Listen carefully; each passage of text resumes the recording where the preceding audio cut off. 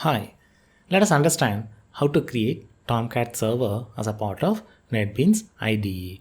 Earlier we had a quick introduction on NetBeans IDE. Now I am going to show how to create a server within NetBeans IDE so that the demo applications can be quickly deployed into the server that is configured within the NetBeans IDE.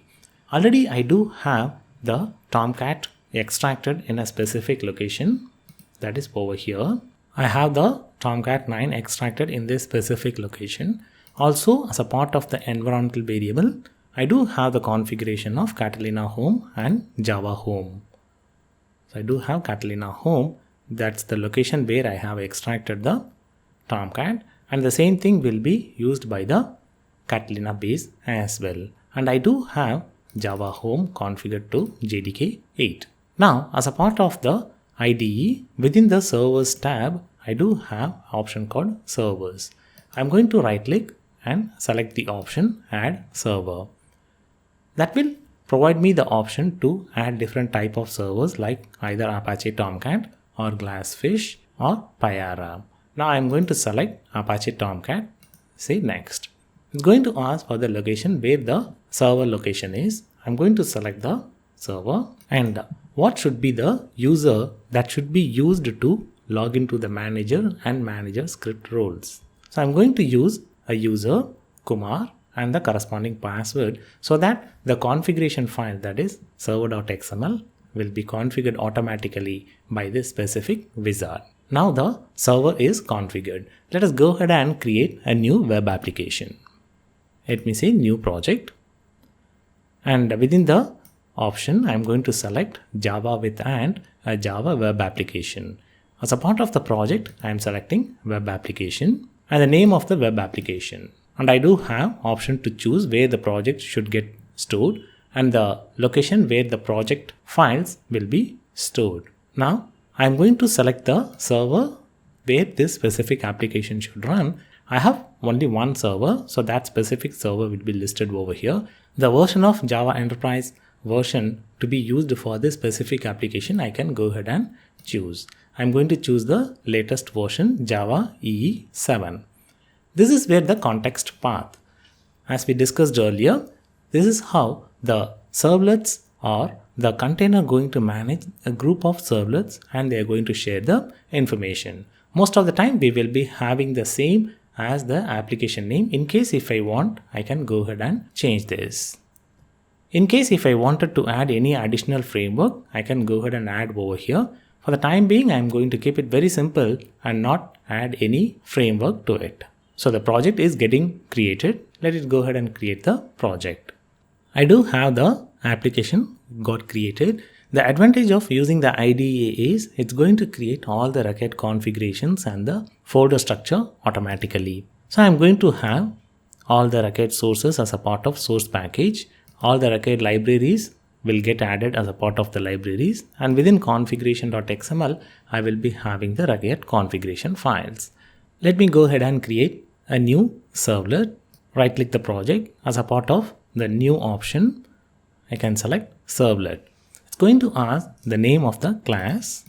This is how the Java class would get created, and where the package, let me provide the package name as well, and within the source packages it's going to create. So automatically the packages would get created, and I'm going to provide the mapping. This is what we had discussed in the earlier lecture. Within the configuration file web.xml, I need to provide the information on for this specific class, say hello. What should be the name of the servlet? This is the logical name, and what is the URL pattern will be handled by this specific servlet. I'm making it as a standard because as per the configurations within the URL is case insensitive. To avoid any feature issues, especially with the Linux systems, I'm going to have only small letter case within the URL patterns. Regarding the initialization parameter, we will be seeing it in the future lecture. Let me say finish.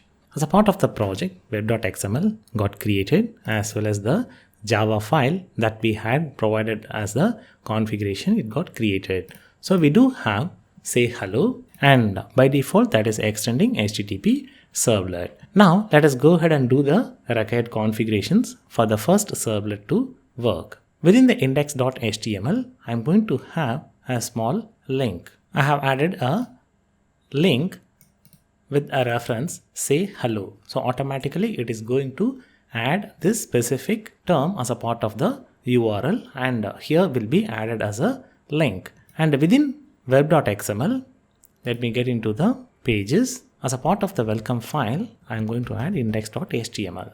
So it will add information saying welcome file will be index.html. When this particular application getting deployed, automatically the index.html will be served. Here's where I do have the URL mapping. Within URL, whenever I have say hello servlet will get triggered. The URL pattern say hello will be served by this specific servlet say hello. And what is the class corresponding to this specific servlet? That information I do have within the servlet tag. For the say hello servlet, the class that's going to serve the request and provide the response is say hello within the package com.muthuforall.sayhello. And within this specific class, the required methods would get created automatically. So within the class, I do have the methods which is going to serve the get request, that is do get and do post. Over here, it's going to call the method process request. So I do have a common method called process request that is going to get the servlet context path, and it's going to provide that as an output. Basically, it is going to write the HTML output as a part of the out variable. What is this out? This is an instance of print writer, and the print writer will be available as a part of the response. So what this particular servlet is doing, it will provide the implementation for get as well as post. Both get and post will have access to the request and response. So I will be using this specific response object, get the writer, and within the writer, I will be writing whatever the output that needs to be delivered to the client. For the time being, don't worry about this specific code. We will be having detailed discussion on how to configure different methods and how to create the print writer, how to send the response back to the client. Now I'm going to run this specific application and see how it is going to behave. Let me right click this specific project and say run. So this specific application will get deployed to the server, and as per the configuration of web.xml, it is going to produce the index.html as a part of the browser. So it's going to ask for the username password of the manager application, because the manager application needs the user ID to deploy the application. So I do have the index.html served, and here's where I do have the text as per the configuration we have within the index.html. Click here to go to first servlet. That's going to have the URL say hello. Let me click this specific link and see what happens.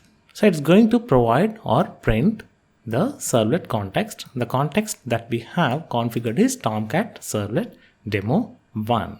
So we have deployed the first servlet within our container and we have got the response.